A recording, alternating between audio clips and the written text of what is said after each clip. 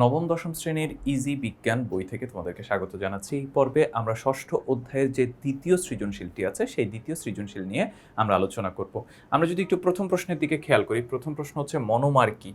যেসব ছোট অণু থেকে পলিমার তৈরি করা হয় তাকে বলে মনোমার। মানে বিষয়টা এরকম চিন্তা করতে পারো যে একটা বিল্ডিং, এই বিল্ডিংটা হচ্ছে পলিমার আর এটা একটা একটা করে ইট বসিয়ে তৈরি করা হয়েছে, তাহলে ইট হচ্ছে মনোমার। তো এরকম অনেকগুলা মনোমার তৈরি করে কি করা হয়? পলিমার তৈরি করা হয়। সেটাই আমরা বলেছি, যেসব ছোট অণু থেকে পলিমার তৈরি হয় তাকে মনোমার বলা হয়। তারপরে মেলামাইনকে কেন পলিমার বলা হয়? আমরা পলিমারের বিষয়টা নিশ্চয়ই বুঝতে পেরেছি যে পলিমার জিনিসটা কি। তাহলে মেলামাইন যেহেতু অনেকগুলা ক্ষুদ্র ক্ষুদ্র অণুর সমন্বয়ে গঠিত, সুতরাং অবশ্যই মেলামাইন একটা পলিমার হবে। তো চলো আমরা এটা লিখবো কিভাবে? রাসায়নিকভাবে অনেকগুলা ক্ষুদ্র অণু পরস্পরের সাথে রাসায়নিকভাবে যুক্ত হয়ে যেসব বৃহৎ অণু গঠন করে তাকে পলিমার বলে। মেলামাইন হলো বৃহৎ অণু যা মেলামাইন ও ফর্মালডিহাইড নামক দুটি ভিন্ন মনোমার পলিমারের কারণে মাধ্যমে ঘটিত একটি কৃত্রিম পলিমার। এই জন্য মেলামাইনকে হচ্ছে পলিমার বলা হয়ে থাকে। মেলামাইন কি হয়? মেলামাইন হচ্ছে মেলামাইন ও ফর্মালডিহাইড নামক দুটি ভিন্ন মনোমারের পলিমারের কারণের মাধ্যমে গঠিত একটি কৃত্রিম পলিমার। এই জন্য মেলামাইনকে পলিমার বলা হয়। মানে অনেকগুলো মেলামাইন এবং ফর্মালডিহাইড মিলেই মূলত হচ্ছে কি হয়, টোটাল মেলামাইনটা তৈরি করা হয়। তাই মেলামাইন হচ্ছে একটা পলিমার। গ নম্বর প্রশ্নে যাওয়ার আগে আমরা একটু উদ্দীপকটা দেখে নিই। মিলন সাহেবের একটি পিভিসি পাইপ তৈরির কারখানা আছে। তিনি ইমন ও মামুনকে কাঁচামাল সরবরাহ করতে বললেন। ইমন যে কাঁচামাল সরবরাহ করলো সেটি স্থিতিস্থাপক এবং অক্সিজেন ও জলীয় বাষ্পের সাথে বিক্রিয়া করে। আবার মামুনের সরবরাহকৃত কাঁচামালের ভৌত গুণ হচ্ছে গলিত অবস্থায় এটিকে যে কোনো আকার দেওয়া যায়। রাসায়নিকভাবে এটি নিষ্ক্রিয়, তবে দুটি কাঁচামালই মাটিতে অপচনশীল। খেয়াল করো, মূল যে কথাটা সেটা হচ্ছে রাসায়নিকভাবে এটি নিষ্ক্রিয়, কিন্তু দুটি কাঁচামালই মাটিতে অপচনশীল। মাটিতে অপচনশীল বস্তুগুলো সবসময় আমাদের পরিবেশের জন্য ক্ষতিকর। কিন্তু দুইটা আলাদা আলাদা একটু বৈশিষ্ট্য দেওয়া আছে, সেটা দিয়ে আমাদেরকে আইডেন্টিফাই করতে হবে সেই দুইটা জিনিস বা সেই দুইটা কাঁচামাল কি। একটা কাঁচামালের ক্ষেত্রে বৈশিষ্ট্য কি? স্থিতিস্থাপক এবং অক্সিজেন ও জলীয় বাষ্পের সাথে বিক্রিয়া করে। আর অন্যটির ক্ষেত্রে হচ্ছে কি, গলিত অবস্থায় এটিকে যে কোনো আকার দেয়া যায়। এখন প্রথম প্রশ্ন, ইমন ও মামুনের সরবরাহকৃত কাঁচামালগুলো কিভাবে পরিবেশের ভারসাম্য নষ্ট করে? খুব সহজ, আমরা যদি হচ্ছে উত্তরে যাওয়ার আগে তোমাদেরকে ধারণা দিয়ে রাখি, যেহেতু এগুলো অপচনশীল, যার ফলে এটা বছরের পর বছর মাটিতে কি থেকে যাবে, মাটিতে থেকে যাওয়ার ফলে সেখানে কি হবে? মাটি দূষণ ঘটবে। এখন ব্যাপারটা এরকম যে তুমি ধরো একটা পলিথিন নিলা বা একটা বালতি বা এরকম প্লাস্টিক টাইপ শক্ত জিনিস নিলে, এর মধ্যে যদি গাছ লাগাও, দেখবা যে শেকড় এর মধ্য দিয়ে বের হতে পারতেছে না, কারণ সেটাকে ছিদ্র করতে পারে না। আবার যেহেতু এই প্লাস্টিকটা পচে না, সুতরাং এইটা কোনো সময় হচ্ছে পরিবেশ থেকে বিলুপ্ত হবে না, এটা অনেক হাজার হাজার বছর ধরে থেকে যাবে। এই জন্যই এটা কি করে? পরিবেশের ভারসাম্য নষ্ট করে। তো আমরা এটাকে গুছিয়ে সুন্দর করে লিখতে পারি। কিভাবে আমরা লিখতে পারি? ইমন ও মামুনের সরবরাহকৃত কাঁচামালগুলো হলো যথাক্রমে রাবার ও প্লাস্টিক। যেহেতু স্থিতিস্থাপক, টানলে আবার ছেড়ে দিলে পূর্বের অবস্থায় ফিরে আসে, সুতরাং প্রথমটা হচ্ছে রাবার এবং হচ্ছে অন্যটা যেটা সেটা হচ্ছে গলিত অবস্থায় সমস্ত রকম যে কোনো রকম শেপ দেওয়া যায়, তাহলে সেটা হচ্ছে কি? প্লাস্টিক। রাবার ও প্লাস্টিক যেভাবে পরিবেশের ভারসাম্য নষ্ট করে সেটা নিচে ব্যাখ্যা করা হলো। রাবার ও প্লাস্টিক পচনশীল নয়, এগুলো শত শত বছর পর্যন্ত অবিয়োজিত অবস্থায় থাকে পরিবেশে থেকে যায়। অবিয়োজিত অবস্থায় থাকে পরিবেশে থেকে যায় মানে ব্যাপারটা হচ্ছে কি, অবিয়োজিত মানে এগুলো কোনো রকম পরিবর্তন ঘটে না, এই অবস্থায় সে পরিবেশে থেকে যায়। পুনঃব্যবহার না করে বর্জ্য হিসেবে অপসারণ করলে এগুলো পরিবেশে জমা হতে থাকে এবং নানা ধরনের প্রতিবন্ধকতা সৃষ্টি করে। উদাহরণস্বরূপ, ঢাকা বা অন্যান্য শহরের বেশিরভাগ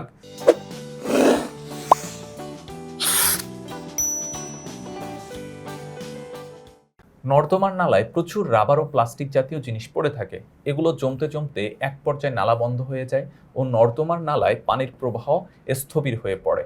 ফলে দেখা যায় সামান্য বৃষ্টিপাত হলেই রাস্তায় পানি জমে জলাবদ্ধতা সৃষ্টি হয়, যা পরিবেশের ভারসাম্যহীনতা নষ্ট করে।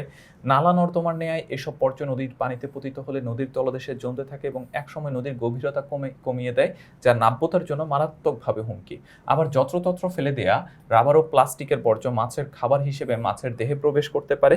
পরবর্তীতে মানুষ কর্তৃক মাছ ভক্ষণের মাধ্যমে এগুলো মানুষের দেহে প্রবেশ করতে পারে এবং ক্যান্সারের ন্যায় মারাত্মক রোগ সৃষ্টি করতে পারে। তাহলে এটা স্পষ্ট যে রাবার ও প্লাস্টিকের সামগ্রিক সঠিক ব্যবস্থাপনা না করে অবাধে ব্যবহার করলে পরিবেশের বিপর্যয় ঘটে, আর এইভাবে এগুলো পরিবেশের ভারসাম্য নষ্ট করে। এখানে বেশ কয়েকটা পয়েন্ট দেওয়া হয়েছে, তুমি আরও অনেকগুলো পয়েন্ট লিখতে পারো। প্রথম ব্যাপারটা হচ্ছে কি বলা হলো যে এইটা তোমার হচ্ছে যখন আমরা যেখানে সেখানে ফেলে দিই, আমরা যদি রিসাইকেল না করে যেখানে সেখানে ফেলে দিই, যেমন হচ্ছে ঢাকা শহরের উদাহরণ টানা হয়েছে। ঢাকা শহরের বিভিন্ন নর্দমাতে, বিভিন্ন নালায়, বিভিন্ন ড্রেন এরকম প্রচুর প্লাস্টিক পড়ে থাকে।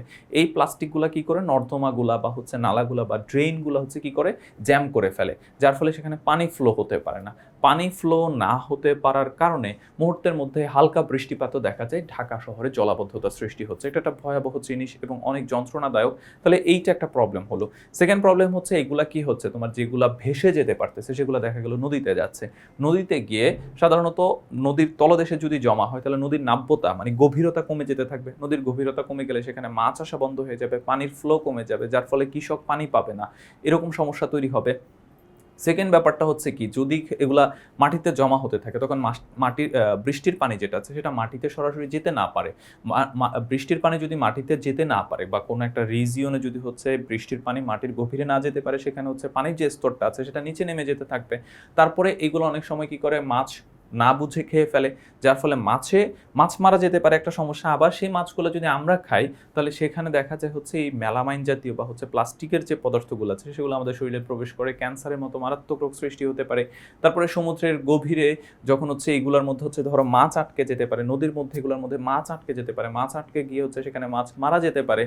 তারপরে হচ্ছে অনেক সময় দেখা যাচ্ছে বিভিন্ন কুকুর বা হচ্ছে বেড়াল এগুলোর গলায় বা হচ্ছে এগুলোর মধ্যে হচ্ছে মুখে আটকে যায় প্লাস্টিকের বোতলগুলা, যার ফলে সে খাবার খেতে পারে না এবং সেটা খুলতে পারে না, একটা সময় সে মারা যেতে পারে।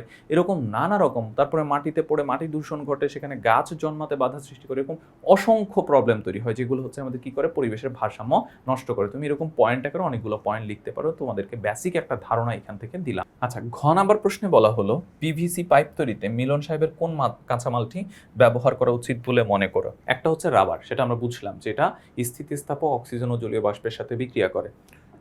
অন্যটি হচ্ছে রাসায়নিকভাবে এটি নিষ্ক্রিয়, তবে দুটি কাঁচামালই মাটিতে অপ্রয়োজনীয়। অন্যটি হচ্ছে এটিকে যে কোনো আকার দেয়া যায়, গলিত অবস্থায় যে কোনো আকার দেয়া যায়। তো এখন পিভিসি পাইপ তৈরিতে মিলন সাহেবের কোন কাঁচামালটি ব্যবহার করা উচিত? তো অবশ্যই এমন কাঁচামাল ব্যবহার করা উচিত যেটা হচ্ছে বাতাসে জলীয় বাষ্পের সাথে বিক্রিয়া করে ফেলবে না, অথবা হচ্ছে যে এরকম টেনে লম্বা করে আবার ছেড়ে দেওয়া যাবে, ব্যাপারটা এরকমও হবে না।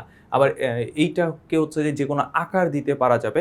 এই জন্য এই ক্ষেত্রে আমরা কি করব, পিভিসি পাইপ তৈরির জন্য আমরা এই যে দ্বিতীয় যে কাঁচামালটি আছে, অর্থাৎ মামুনের যে সরবরাহকৃত কাঁচামালটি আছে সেই কাঁচামালটি ব্যবহার করব। তো এইটা আমরা হচ্ছে ব্যাখ্যা আকারে লিখব। ব্যাখ্যা আকারে আমরা কিভাবে লিখতে পারি খেয়াল করে দেখো। পিভিসি পাইপ তৈরিতে মিলন সাহেবের মামুনের সরবরাহকৃত কাঁচামালটি অর্থাৎ প্লাস্টিক ব্যবহার করা উচিত বলে আমি মনে করি। সাধারণত বাড়ি, অফিস, আদালত প্রভৃতি স্থানে বৈদ্যুতিক তারকে সুরক্ষিত রাখতে টয়লেটের পানি ও বর্জ্য নিষ্কাশন, গভীর নলকূপ বসানো সহ বিভিন্ন কাজে পিভিসি ব্যবহার করা হয়। এই জন্য পাইপকে প্রয়োজনীয় আকৃতি দিতে হয়। প্লাস্টিক শব্দের অর্থ সহজেই ছাঁচযোগ্য মানে হচ্ছে যে কোনো আকৃতি দেয়া যায় বা যে কোনোভাবে এটাকে তৈরি করা যায়, সেটাকে ছাঁচযোগ্য বলা হয়। নরম অবস্থায় প্লাস্টিক দিয়ে ইচ্ছে মতো আকার আকৃতি বিশিষ্ট পদার্থ তৈরি করা যায়। বেশিরভাগ প্লাস্টিকই পানিতে অদ্রবণীয়। প্লাস্টিক একটি গুরুত্বপূর্ণ ধর্ম হলো এর বিদ্যুৎ ও তাপ পরিবহন করে না, তাই বিদ্যুৎ ও তাপ নিরোধক হিসেবে এদের বহুল ব্যবহার আছে। তাছাড়া প্লাস্টিক জলীয় বাষ্প অক্সিজেনের সাথে বিক্রিয়া করে না এবং ক্ষয়প্রাপ্ত হয় না, এমনকি পাতলা অ্যাসিড ও ক্ষারের সাথে বিক্রিয়া করে না। দীর্ঘদিন মাটি ও পানিতে পড়ে থাকলেও এরা পচে না। পিভিসি পাইপের ব্যবহারিক দিক বিবেচনায় উল্লেখিত তথ্যাবলী খুবই গুরুত্বপূর্ণ। অন্যদিকে রাবার দিয়ে তৈরি করা পিভিসি পাইপ ব্যবহারে অনুপযোগী হবে, কারণ রাবার একটি স্থিতিস্থাপক পদার্থ। বেশিরভাগ রাবারই তাপ সংবেদনশীল, অর্থাৎ তাপ দিলে গলে যায় এবং আয়তন কমে যায়। আবার বাতাসের সাথে বিক্রিয়া করা ছাড়াও আরও কিছু রাসায়নিক পদার্থ, বিশেষ করে ওজন প্রকৃতির রাবারের সাথে বিক্রিয়া করে, ফলে রাবার ধীরে ধীরে ক্ষয়প্রাপ্ত হয়ে নষ্ট হয়ে যায়। উল্লেখিত আলোচনার প্রেক্ষিতে বলা যায় পিভিসি পাইপ তৈরিতে মিলন সাহেবের কাঁচামাল হিসেবে প্লাস্টিক ব্যবহার করা উচিত। তোমরা এটা নিশ্চয়ই এখন বুঝতে পারতেছো। এখন ধরো আমি রাবার ব্যবহার করলাম, যে আমার ওয়াশরুমের যে পাইপলাইনটা আছে এটা আমি রাবারে ব্যবহার করলাম। এখন এটা তো বাঁকানো যাবে, এখন রাবার ধরো খুব স্মুথলি বাঁকানো যাবে, কিন্তু সমস্যাটা হবে কি, ধরো আমি এটা বাঁকায় তৈরি করলাম, কিন্তু এটা তো হচ্ছে জলীয় বাষ্পের সংস্পর্শে, মানে বাতাসের জলীয় বাষ্পের সংস্পর্শে আসতে পারে, তারপরে হচ্ছে যে অক্সিজেনের সাথে বিক্রিয়া করতে পারে, যার ফলে দেখা যাবে এটা একসময় হচ্ছে যে ভেঙে গেছে। এখন ব্যাপারটা এরকম, তো একটা বিল্ডিং তৈরি করলা, সুয়ারেজ লাইনের কোনো একটা জায়গায় হচ্ছে যে ভেঙে ওইখান থেকে হচ্ছে সুয়ারেজের যে বিভিন্ন রকম বর্জ্য পদার্থগুলো আছে সেগুলো বের হতে শুরু করলো, গজব বেজ্জতি হয়ে যাবে। তারপরে হচ্ছে তোমার ধরো এটা কি হয়, ধীরে ধীরে ক্ষয়প্রাপ্ত হয়। ক্ষয়প্রাপ্ত হওয়ার ফলে কি হবে, এটা সবসময় ধরো আমি ইলেকট্রিক কাভার হিসেবে ব্যবহার করলাম, তখন একটা দুর্ঘটনা ঘটতে পারে। তাহলে আমাকে এমন জিনিস ব্যবহার করতে হবে যেটা হচ্ছে বাতাসের জলীয় বাষ্পের সাথে বিক্রিয়া করে না, সহজেই ভেঙে যাবে না, কিংবা হচ্ছে যে তোমার এর মধ্যে দিয়ে বিদ্যুৎ পরিবহন হবে না, তাপে গলে যাবে না, এরকম কোনো সমস্যা তৈরি হবে না। এইরকম জিনিস হচ্ছে আমরা ব্যবহার করতে হবে। এই ক্ষেত্রে আমাদের পিভিসি পাইপ ব্যবহার করা হয়। তো এই পিভিসি পাইপের জন্য তাহলে আমার এমন কাঁচামালই ব্যবহার করতে হবে। সেই কাঁচামালটা আমরা দেখলাম হচ্ছে কি, সেই কাঁচামালটা আমরা দেখলাম মামুন যে কাঁচামালটি সরবরাহ করেছে প্লাস্টিক, সেটাই হচ্ছে এই ক্ষেত্রে উপযোগী। তো এই ছিল আমাদের এই পর্বে আলোচনা। পরবর্তী পর্বে আমরা অন্য অধ্যায়ের অনুশীলনী বা অন্য প্রশ্নগুলো নিয়ে আলোচনা করব। প্রশ্নগুলো আলোচনা করছি ইজি বিজ্ঞান বই থেকে। তোমরা যারা ইজি বিজ্ঞান বই সংগ্রহ করনি খুব দ্রুত সংগ্রহ করে ফেলবে।